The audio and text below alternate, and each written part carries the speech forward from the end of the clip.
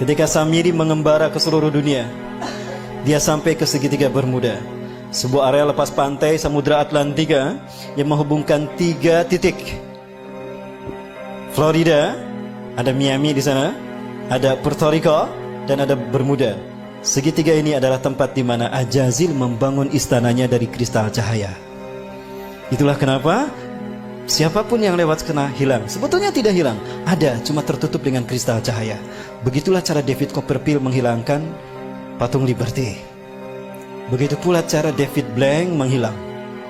Dia tidak menghilang, tapi dia bersinergi, bersenyawa dengan jin, sehingga kristal cahaya menutup pandangan kita, sehingga dia tidak terlihat, nyaris tidak terlihat. Dan itu pula yang terjadi ketika Nabi Muhammad SAW menghilang di Madinah 8 jam, tiba-tiba muncul lagi di tengah-tengah sahabat, karena bersentuhan memasuki alam jin. Ketika kita masuk ke dimensi jin berada, maka kita tidak akan terlihat saat itu. Dan di sana berdiri singgasana iblis yang terbuat dari kristal cahaya, bergerak menguasai dunia dalam 3 ranah: simbol, ritual, dan arsitektur. 3 ranah ini mereka sentuh. Kata kunci kita, api dan matahari. Ya, tadi dikatakan, karena engkau telah menghukum aku tersesat, aku akan sesatkan manusia dari jalanmu yang lurus, dari Siratal Mustaqim. Artinya akan ada sosok lain yang disembah selain kau. Itu adalah Dewa Matahari, dan dia berhasil. Di zaman Nabi Ibrahim, dia menjadikan Raja Namrud sebagai Dewa Matahari. Betul? Lihat Nabi Ibrahim, oh ini bintang Tuhanku. Begitu menghilang, oh bukan. Oh ini bulan besar, ini Tuhanku. Oh bulan, bukan. Berarti bulan bukan Tuhan. Oh ini matahari lebih besar, tapi matahari pun tenggelam. Oh berarti bukan Tuhan. Itu apa maksudnya? Nabi Ibrahim untuk menunjukkan kalau bulan, bintang, dan matahari bukan Tuhan. Itu hanya benda langit, tanda kekuasaan Allah. Allah lah Tuhan kita. Artinya konsep penyembahan kepada Tuhan sebagai Dewa Matahari sudah ada sejak zaman Nabi Ibrahim. Berhasil Ajazil. Persia, Iran, ya, kaum Zoroaster menyembah Dewa Matahari. Raja yang mereka sembah adalah Dewa Matahari, Ahura Mazda. Penyebar pemuka agama Zoroaster disebut Magi. Cara mereka mendakwahkan Zoroaster, Magi ini dengan cara sihir, magic. Ke dalam bahasa Arab menggunakan sin, jadi majusi. Maka ketika mereka merayakan hari besar mereka, mereka selalu menyalakan mercon. Maka ketika umat Islam merayakan pergantian tahun baru Masehi, saat itu mereka disesatkan 3 agama.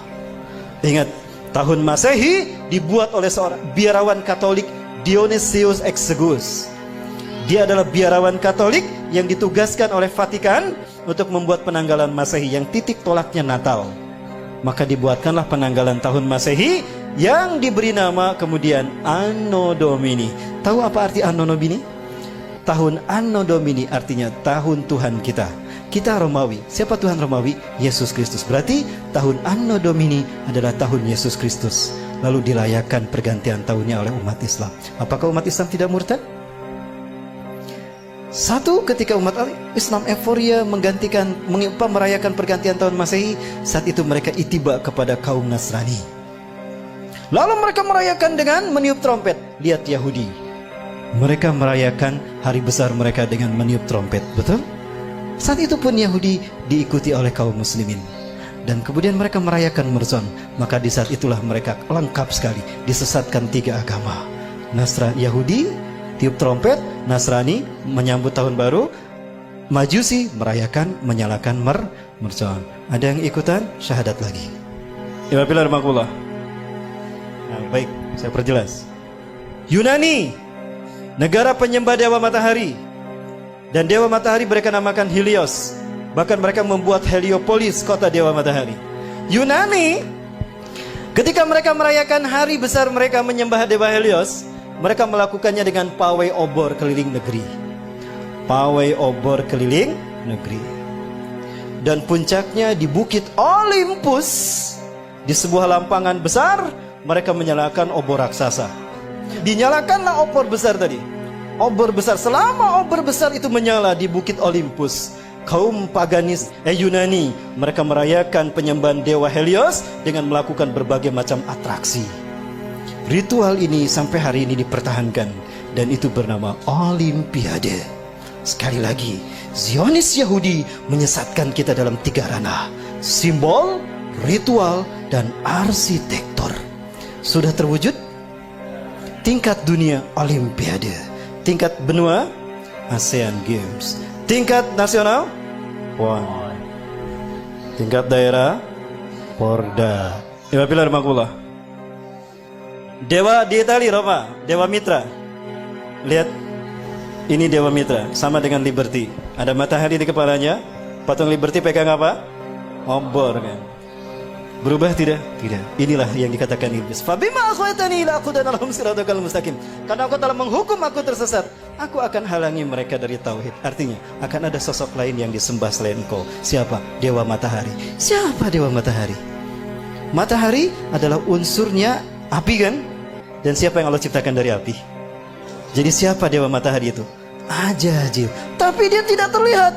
Maka dia butuh sosok manusia yang menjadi kembaran dia seutuhnya. Samiri. Jadilah dia Dwi Tunggal.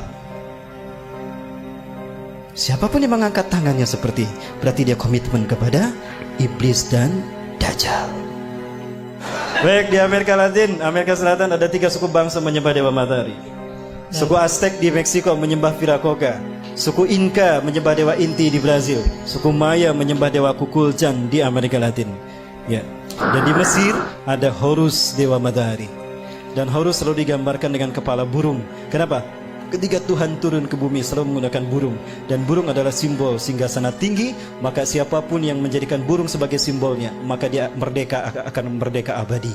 Maka jadilah burung simbol kemerdekaan setiap. Kebetulan atau sesuatu yang sudah direncanakan? Apakah ini hanya begitu saja kebetulan? Bukankah iblis sudah berkata, aku akan sesatkan mereka dari jalanmu yang lurus, dari tauhid. Segitiga satu mata. Ingat? Segitiga digunakan iblis karena dia melihat ke bawah. Dia berada di langit ingin berkuasa di dunia. Ajazil menghadap ke bawah. Samiri pun sama. Dia ingin berkuasa sebagaimana Tuhan di langit. Maka segitiganya menghadap ke atas. Keduanya bertemu di segitiga Bermuda. Pertemuan mereka simbolnya seperti apa? Ini simbol mereka. Betul? Dari sinilah filosofi pertemuan iblis dan Dajjal, yang kalau disimbolkan dengan tangan seperti ini. Dan ini angka 11. Dan kembar.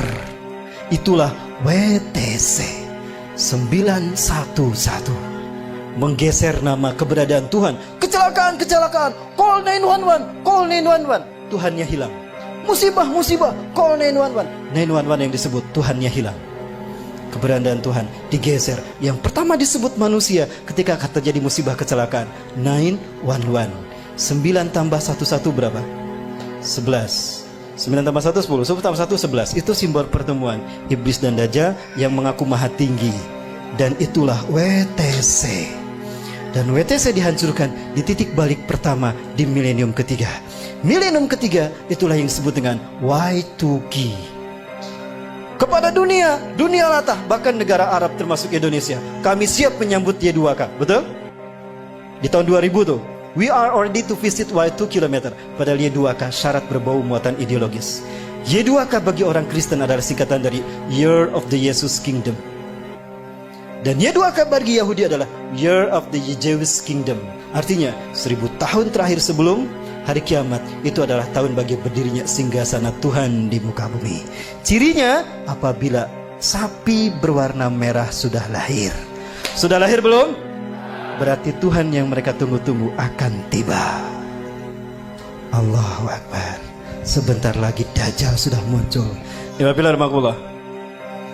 Disinilah iblis dan Dajjal bertemu. Dan mereka membuat kesepakatan. Inilah kesepakatan yang mereka buat. 1. Kita hancurkan Islam dan kaum muslimin. Karena hanya Islam yang menghalangi kita.